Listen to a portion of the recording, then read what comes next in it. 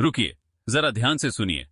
अगर आप भी उन करोड़ों भारतीयों में से हैं जो आज भी कच्चे मकान, टिन की छत या किसी झोपड़ी में रहने को मजबूर हैं, और अगर आपने YouTube या सोशल मीडिया पर यह सुना है कि प्रधानमंत्री आवास योजना में 80,000 की पहली किस्त आ रही है, कहीं 60,000 तो कहीं सिर्फ 40 जैसी अजीब रकम बताई जा रही है, तो यह वीडियो आपके लिए बेहद जरूरी है।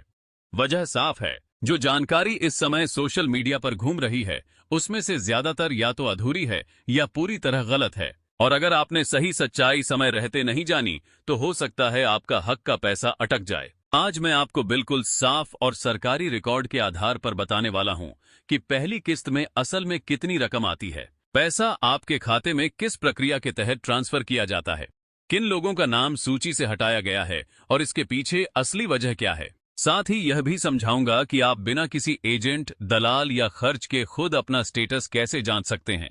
ध्यान रखिए, अगर आपने यह वीडियो बीच में छोड़ दिया तो एक छोटी सी गलती आपकी फाइल को रिजेक्ट करा सकती है या भुगतान लंबे समय तक रोक सकती है। यह पूरी जानकारी किसी अफवाह पर नहीं बल्कि सरकारी दस्तावेजों और मंत्रालय के आधिकारिक निर्देशों पर आधारित है, इसलिए अंत तक बने रहना आपके ही फायदे में है। और अगर आप ऐसे ही सटीक और भरोसेमंद अपडेट चाहते हैं तो हमारे चैनल भारत सेतु को अभी सब्सक्राइब जरूर कर लीजिए ताकि कोई भी जरूरी सूचना आपसे छूट न जाए। अब जरा हाल के बजट की दिशा पर ध्यान दीजिए। सरकार ने साफ संकेत दिया है कि हाउसिंग फॉर ऑल अब सिर्फ भाषण की पंक्ति नहीं है, बल्कि इसे बड़ी प्राथमिकताओं में शामिल किया गया है। खास बात यह है कि वे परिवार जो पिछले 2 या 3 सालों से इंतजार कर रहे थे, जिनकी फाइल कभी सर्वे के नाम पर तो कभी तकनीकी कारणों से अटक गई थी, उनके लिए अलग से फंड का प्रावधान किया गया है। सरकार ने माना है कि बीते वर्षों में सर्वे की गड़बड़ियों, दस्तावेजों की छोटी गलतियों और आधार बैंक लिंकिंग जैसी समस्याओं की वजह से लाखों पात्र परिवार योजना से बाहर रह गए थे। यही कारण है कि नियमों में कुछ अहम बदलाव किए गए हैं। लेकिन यहाँ एक जरूरी बात समझना होगी, नियमों में बदलाव का मतलब यह नहीं है कि हर किसी के खाते में अपने आप पैसा आ जाएगा। योजना का लाभ उन्हीं परिवारों को मिलेगा जो सरकारी मानकों के अनुसार वास्तव में जरूरतमंद हैं और जिनकी जानकारी सिस्टम में सही तरीके से दर्ज है। अगर आपने सोचा कि केवल नाम दर्ज होते ही पैसा मिल जाएगा तो यह सबसे बड़ी गलतफहमी साबित हो सकती है। अब आते हैं सबसे ज्यादा पूछे जाने वाले सवाल पर, पहली किस्त आखिर कितनी है। सोशल मीडिया पर इसे लेकर सबसे ज्यादा भ्रम फैलाया जा रहा है। कहीं 80,000 बताया जा रहा है, कहीं 60,000 और कहीं तो सिर्फ 40 की बात की जा रही है।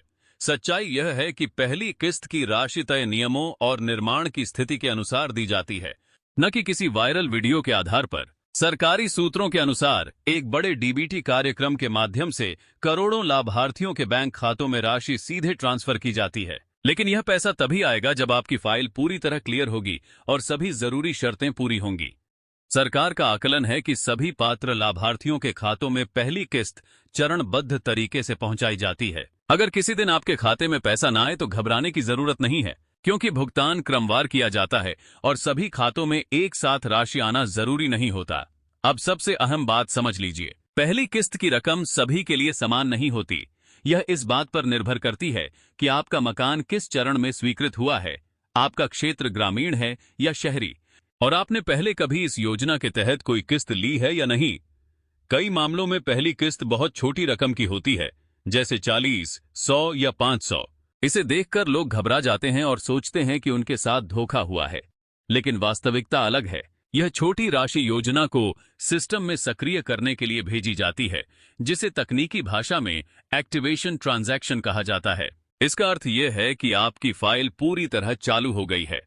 इसके बाद जो अगली किस्तें आती हैं वही असली निर्माण सहायता होती हैं और उनकी राशि अधिक होती है। ग्रामीण क्षेत्रों में इस योजना के तहत कुल सहायता राशि सामान्यतः लगभग 1,20,000 तक होती है, जबकि पहाड़ी और दुर्गम क्षेत्रों में यह राशि करीब 1.5 लाख तक पहुंच सकती है। इसके अलावा शौचालय निर्माण के लिए 12,000 की अलग सहायता दी जाती है। यदि लाभार्थी मनरेगा में पंजीकृत है तो निर्माण कार्य से जुड़ी मजदूरी की रकम भी सीधे बैंक खाते में भेजी जाती है। इस तरह कुल सहायता लगभग 1.5 लाख या उससे अधिक हो सकती है, लेकिन यह पूरा धन एक साथ नहीं बल्कि अलग अलग किस्तों में दिया जाता है। अब यहाँ एक बेहद जरूरी शर्त समझ लें, आपका बैंक खाता आधार से लिंक होना चाहिए और साथ ही NPCI मैपिंग भी पूरी होनी चाहिए। बहुत से लोग मान लेते हैं कि केवल आधार लिंक होना काफी है, लेकिन ऐसा नहीं है। अगर एनपीसीआई मैपिंग नहीं हुई है तो डीबीटी के जरिए भेजी गई राशि आपके खाते में नहीं पहुंचेगी और वापस चली जाएगी। इसलिए बेहतर है कि आप स्वयं बैंक जाकर आधार लिंकिंग के साथ एनपीसीआई मैपिंग की स्थिति भी सुनिश्चित कर लें। सरकार ने स्पष्ट कहा है कि पूरा भुगतान केवल डीबीटी के माध्यम से होगा, कोई प्रधान, सचिव या एजेंट बीच में नहीं होगा। अगर कोई व्यक्ति योजना के नाम पर आपसे पैसे मांगता है तो समझ लीजिए वह पूरी तरह अवैध है। अब बात करते हैं नाम हटने की, जो इस समय सबसे बड़ी चिंता बना हुआ है। बहुत से लोगों का सवाल है कि जिनका नाम पहले सूची में था उनका नाम अब क्यों हटाया गया। सरकार ने स्पष्ट किया है कि लाभ केवल उन्हीं परिवारों को मिलेगा जो वास्तव में बेघर हैं या अत्यंत कच्चे मकान में रह रहे हैं। इस बार डाटा का दोबारा सत्यापन किया गया है और इसी प्रक्रिया में कई नाम सूची से बाहर हुए हैं। अगर किसी परिवार के पास पहले से पक्का मकान है, मोटरसाइकिल या स्कूटर है, फ्रिज है या मासिक आय 15,000 से अधिक है, तो ऐसे मामलों में पात्रता समाप्त की जा रही है। हालांकि केवल साइकिल होना या साधारण मोबाइल फोन रखना किसी को अपात्र नहीं बनाता। प्राथमिकता उन्हीं परिवारों को दी जा रही है जो झोपड़ी, टिन की छत या कच्ची दीवारों वाले घरों में जीवन बिता रहे हैं। एक बड़ा बदलाव यह भी किया गया है कि घर का स्वामित्व महिला के नाम पर या महिला के साथ संयुक्त रूप से होना अनिवार्य किया जा रहा है। सरकार का मानना है कि इससे महिलाओं की सामाजिक और आर्थिक स्थिति मजबूत होगी तथा परिवार में उनकी भूमिका और सुरक्षा दोनों बढ़ेंगी। साथ ही यह भी स्वीकार किया गया है कि कई बार तकनीकी खामियों या सर्वे में हुई त्रुटियों के कारण पात्र लोगों का नाम छूट जाता है। इसी कारण अब ब्लॉक और पंचायत स्तर पर नए सर्वेयर नियुक्त किए गए हैं जो गांव-गांव जाकर घरों की स्थिति की फोटो ले रहे हैं। अगर अभी तक आपके घर पर सर्वे टीम नहीं पहुंची है तो इसका अर्थ यह नहीं है कि आपका नाम हट गया है। संभव है कि आपका मामला प्रतीक्षा सूची में हो। ऐसे में स्थानीय पंचायत या ब्लॉक कार्यालय से समय समय पर जानकारी लेना जरूरी है। अब किस्तों की नई व्यवस्था को समझ लीजिए। सरकार 4 चरणों में सहायता देने की प्रणाली पर काम कर रही है ताकि निर्माण के हर स्तर पर समय से धन मिल सके। पहली किस्त नींव के कार्य के लिए दी जाती है।